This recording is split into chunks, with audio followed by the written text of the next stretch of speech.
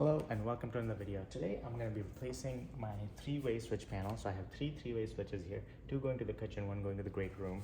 And I bought this three-gang three-way switch kit. This is made by MoesGo. There's not a lot of brands that make a three-gang, so three switches on one panel that are all three-way. So this is the only brand actually on Amazon that I could find. I didn't check any local stores because this was the fastest way I could get it. It's touch sensitive with indicator lights that can be turned off. It's smart switches, so it's Amazon Alexa. So this is gonna, sort of upgrade or like make my light panels look more modern, plus add some functionality. I essentially am gonna be able to control my living room lights as well as my kitchen lights through this switch panel because it's a smart panel. So let's open it up and see what's inside. So these are the switches that came inside the package. There's three of them. These are spring loaded, so when you click them, it is going to bounce back. They're not supposed to stay in a certain position. The light's supposed to be the indicator, green versus red, I believe. But you can turn off the indicator lights too if you find it annoying at nighttime or something. This is the faceplate. So I'm just measuring and seems like it's going to line up fine. As far as the manual here, it does give you a diagram as far as the cables and everything. Before you get started with opening any of this stuff up, you do want to make sure that you go down to your circuit breaker, up to your circuit breaker, wherever it is, and turn on these lights and then turn them off. Turn off the circuit breaker to see if the lights turn off, to make sure you're dealing with the right switch. Keep that circuit breaker off until you're done working with it or done with the wiring. Then you can turn it on before you close the panel just to check, and if it's working fine, then you can close. So right now is your time to go turn off the circuit breaker for the appropriate light switches. So I've turned it off for my living room and the kitchen. Make sure you turn off all the related circuit breaker switches. Let's go ahead and take this panel off.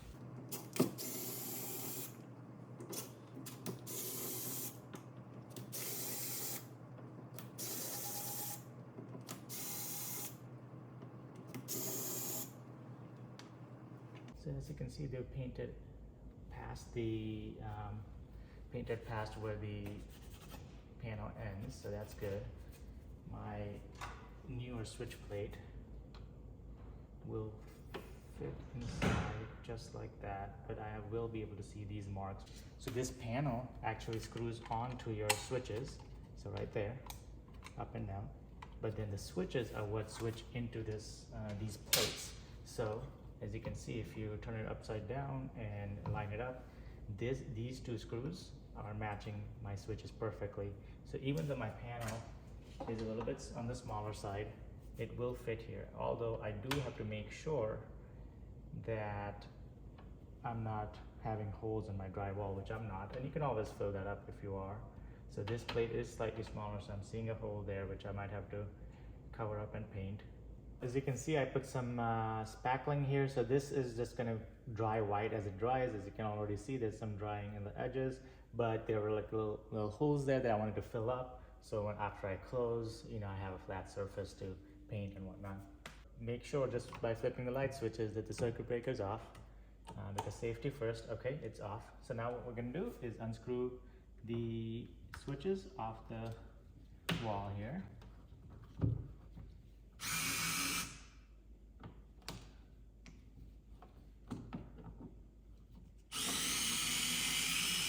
I'm just going to start with this one on the edge. We're going to open it up and make sure we know what we're going to do. You always want to have a plan so you don't end up with a item that you undid but don't know how to fix. So the wires, these are 15 years old, so they're kind of stiff, but you kind of just tug on them and it'll come out. Taking a closer look at the cables here, you got the load coming in here. You have the black cable, so this is the black screw will be the common cable. So you look for the black screw there. On the other side, on the back here, there's this cable here, which is the ground. So ground, the load, and then you have the common cable that goes to the other three-way switch. Before I proceed with putting the entire thing on, what I'm gonna do is plug one of these switches in and then make sure it works and then proceed with the other switches. So I'm gonna turn one of these on, go down to the basement, turn on this circuit breaker, make sure it works, and then we'll do the rest. So All of these wires are held in place by these screws.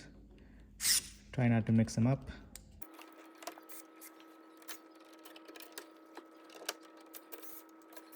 For this switch that we just purchased, there is a sticker here that says there's a shock hazard and follow the instructions carefully. So there's 4 cables here corresponding to the 4 wires here. As you can see, they're all different colors. So there is well, not all different colors.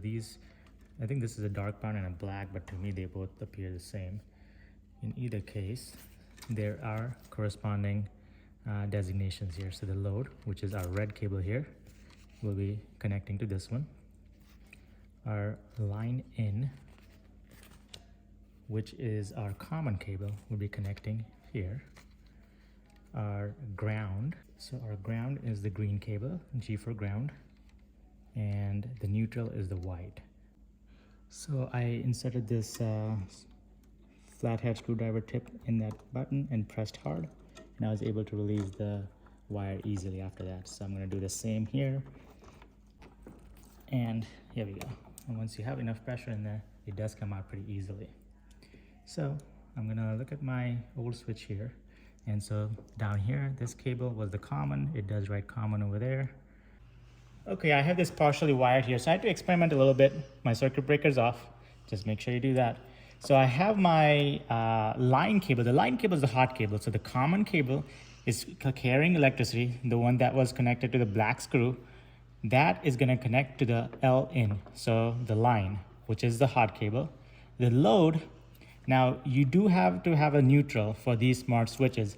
So my neutral was not connected to the old Leviton 3-way switch because it doesn't require a neutral, but these require neutral, so it's very important. So I have these old neutral cables. I just plugged in my white neutral cable to those old neutral cables. So the electrician will usually put neutrals in there, but it might not actually be connected to anything. So I found my neutrals, connected them. Now you have the 2 travel cables that came from the Leviton switch, right? You don't need both of them. You only need one of them. So that one will connect it to the load. So that's offloading the electricity that came into the switch, right? So depending on which cable you connect, your other switch in the 3-way switch will remain on or off. So like upward might be off or upward might be on, depending on which one you connect. And that's just a trial and error. You can connect one, turn on the circuit breaker, see how it is. I know for me, after experimenting, the black and black are the correct way of orienting for me. So I'm gonna twist that out of the way. As you can see, I have a little twist on my cable already from my prior twists with the cable tie. So you just hold it together like this, put your cap on, and screw it all the way tight. Okay, so that's covered up. You wanna make sure that any open wires you have are capped up. So this red open wire, I'm just gonna cap it closed. So as you can see, that's just gonna cover it up, so it's not gonna touch anything. And let me turn on the circuit breaker and I'll show you how it works. So I have my circuit breaker on, but you can see here, there's no lights here. So there's a couple of things to do about that. So all 3-way lights have a master and a slave. My master is right here. Once I hit that, see those lights came on. Because it's going through the smart switch, there is about a second delay. Now let's go down to the, now the switch is blinking. That means you need to connect it to Wi-Fi and all that. But in the meantime, you can hear the click and turning on and off. So the switch is working. Because this is the slave device, that switch has to remain on for it to work here. But the whole point of installing this switch was to make it smart. So we shouldn't be touching the switches at all. I should be just talking to Alexa to turn my lights on and off. Let me install the other 2. Both of the other ones are also 3-way switches. Let me install those and I'll show you the final product. To install these back on, you want to grab the longer screws that they provided. Make sure that the light is on top. So the way it's oriented, the light will be on the top. Now that my circuit breaker is off, I'm going to slowly push in all of these wires one by one, so as to keep them clear of each other as much as possible. Okay, now that I have the switch most of the way in, I can put the screw in and screw it in place.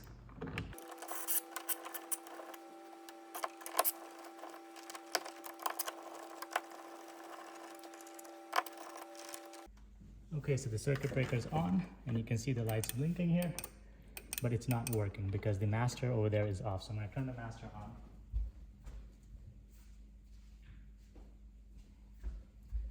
Okay, so the master's on and my lights are working. So let me show you around. So lights are working, and then the middle switch, which is that chandelier, that's functional too. So this is the other part of the three-way. This switch is for the chandelier, and this switch is for the headlights or the overhead lights. And you can see both of these switches are in opposite directions.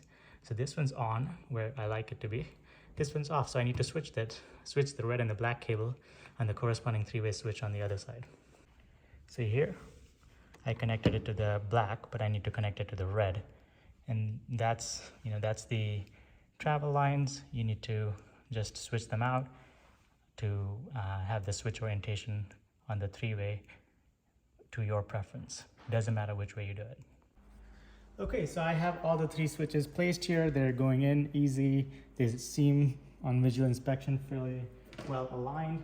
Now it's time to put on your faceplate. So I put more spackling here to kind of finish off any open areas. And this is how the plate will fit. If your switches are not aligned, don't worry. During this process, as long as you have some give on your switches, the plate itself will get the switches to align. And you can obviously, before you screw it in, make sure you can kind of twist them into perfectly aligned space. So I have the faceplate on. They give you these small screws to use with the faceplate. So that's what you want to use. They give you a pack of 6, and they're painted white as well to match the finishing on the plate. So make sure you don't scratch the paint off of them. If you want them to look nice, take your time and screw them in slowly. So here's my first screw.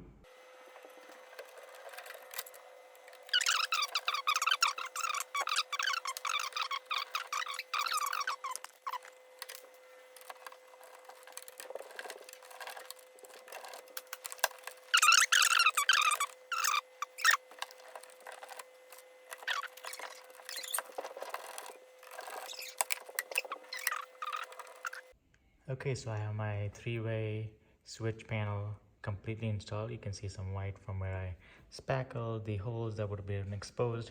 You can still see the old line from where the old plate ended.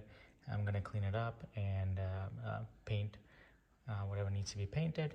But I have already programmed it with Alexa, so you can use the Smart Life app, make an account, connect to the Wi-Fi with the switches. You have to press and hold these switches for maybe like 10 seconds until the light's blinking, and then it will immediately essentially pop up on your Wi-Fi on Smart Life app, and then you can program Alexa through there.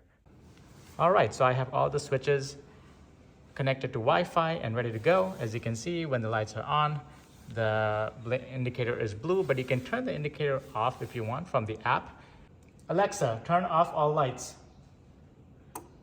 Okay. As you can see, turn off all the lights, or I can individually turn them off.